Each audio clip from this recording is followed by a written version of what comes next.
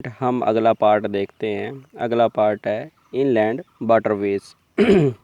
Inland waterways में एक बार इसी पैराग्राफ से एक बार 5 नंबर का क्वेश्चन आया था। 5 नंबर का क्वेश्चन क्या था कि इनलैंड वाटरवेज जो होता है, सबसे पहले तो ये जान लो कि एक देश है, देश के अंदर एक नदी है। इस नदी के अंदर जो वाटरवेज होते हैं, जहाँ पर ट्रांसपोर्ट होती है कोई चीज़ अंदर ही अंदर नदियों के माध्यम से, उसको इनलैंड वाटरवेज कहते हैं। तो लिखा था कि इनलैंड वाटरवेज से जो ट्रांसपोर्ट होता है उसके लिए क्या क्या चीज़ें ज़रूरी हैं। तो इस क्वेश्चन को सीधे इधर से देखें। पहले रिवर, कैनाल्स, लेक्स, ये सारा आपको नॉलेज ही है। तो सबसे पहले है नेविगेबिलिटी, मतलब वहाँ से कश्ती जा सके, कोई बोट जा सके। नंबर 2 हेडिंग है width and depth of the channel, कि जो एरिया नेविगेशन के लिए बनाया गया है उसकी विड्थ और डेप्थ होनी चाहिए। अगर डेप्थ नहीं होएगी तो वहाँ जहाज़ जाना मुश्किल हो जाएगा। ठीक है। Continuity of the water flow, अगर पानी बहेगा नहीं तो वो रन कैसे करेगा जहाज़। तो ये दूसरा हेडिंग हो जाएगा।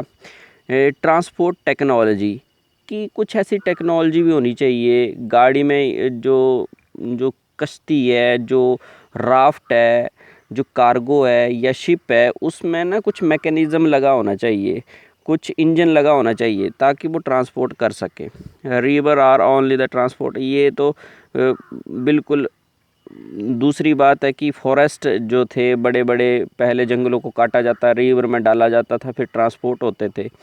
अब ना रिवर के माध्यम से कोल है, सीमेंट है, टिम्बर है, मेटालिक ओर्स है, ये ट्रांसपोर्ट किए जाते हैं।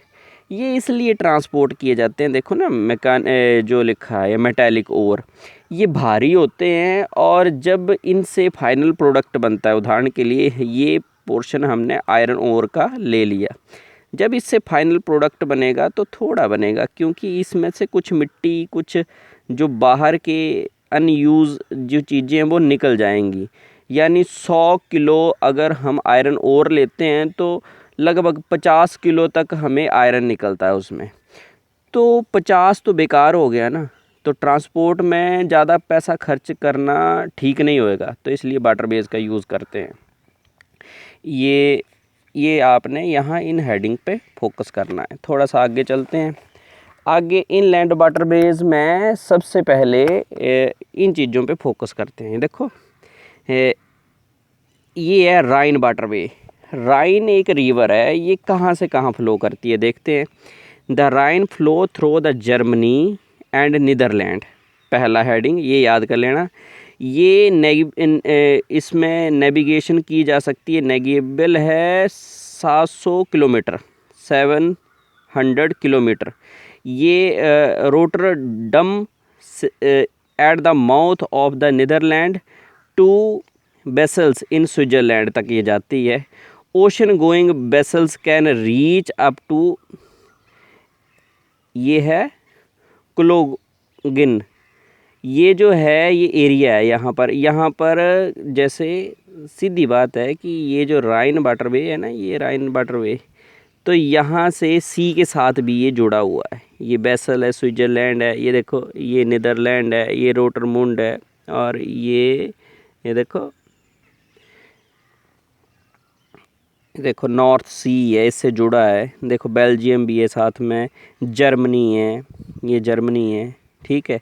ये इसलिए बता रहा हूँ क्योंकि कई बार ना ये डायग्राम आ जाती है और ये जर्मनी मिस होएगा इधर से, तो आपको पूछा जाएगा कि ए पार्ट पे कौन सा देश है, तो आप जर्मनी लिख देंगे आंसर में। तो ऐसे है। तो इसमें देखो कौन कौन से एरिया जुड़े हैं, ये चीज़ें आपके पढ़ने की हैं। रूहर जो है जर्मनी का क्षेत्र था, यहाँ पर बहुत ज़्यादा कोयला होता था, इसके लिए ये बहुत यूज़ हुआ, ये राइन वाटरवेज। ठीक है। जो पहले भी आपने चैप्टर नंबर 7 में या 6 में पढ़ लिया है रूहर के बारे में। आगे देखते हैं। इंडस्ट्रियल एरिया स्विट्ज़रलैंड का है, जर्मनी का, France, Belgium, Netherlands with the North Atlantic sea route. North Atlantic sea route अगर देखा जाए तो ये है नॉर्थ अटलांटिक सी रूट, ये तो पैसिफिक और ये अटलांटिक, और यहाँ पर है ये राइन वाटरवे, ठीक है, और ये इस रूट से भी जुड़ गया है, ये नॉर्थ अटलांटिक सी रूट से। अगला पॉइंट देखते हैं, अगला पॉइंट, अच्छा, ये डैन्यूब रिवर है, इसको देखते हैं। ये मोस्ट इम्पॉर्टेंट इनलैंड वाटरवेज, ठीक है, सर्व ईस्टर्न यूरोप, ये यूरोप के ईस्टर्न हिस्से को सर्व करता है, मतलब सर्विस देता है। The Danube river rise in the black forest and flow eastward through many country. ये ब्लैक फॉरेस्ट से निकलती है और ईस्ट में फ़्लो करती है ये, ठीक है। अब देखो एक्सपोर्ट चीज़ें क्या होती हैं, बीट है, मेज है, टिम्बर है, मशीनरी इससे एक्सपोर्ट होती है। तो इसके बाद आया वोल्गा सीधे आपने रशिया के साथ जोड़ लेना। Volga has a number of the development, ये बहुत large number of the developed waterways, बहुत डेवलप है। Which Volga is the one of the most, जो जितने भी डेवलप्ड वाटरवेज हैं इनलैंड, उसमें वोल्गा एक इम्पॉर्टेंट है, ठीक है। ये फिर वो नेविगेशन की सुविधा देती है। 11,200 मतलब 11,200 किलोमीटर ड्रेन है, कैस्पियन सी से मिलती है। मॉस्को, ये सीधी की सीधी बात रशिया की है, मॉस्को से जुड़ी हुई है, ठीक है। Moscow region, Volga Don canal जब बन गई है तो ब्लैक सी से इसको जोड़ दिया गया है। अगला है ग्रेट लेक। बेटा ग्रेट लेक एरिया को एक बार देख लो आप। ग्रेट लेक एरिया ये है साउथ, ये अमेरिका है ना, अमेरिका, इस एरिया को ग्रेट लेक कहते हैं। यहाँ पर जैसे HOME लिखा, HOME, बस ये याद करना। अब मैं बताऊंगा इसका मतलब HOME और ये ग्रेट लेक। अब देखते हैं इसमें ग्रेट लेक में थोड़ा सा, ठीक है। The Great Lake North America Superior Huron Erie Ontario, देखो HOME, H Huron, O Ontario, M, ठीक है। मिसिसिपी भी है, मिसिसिपी है इसका नाम।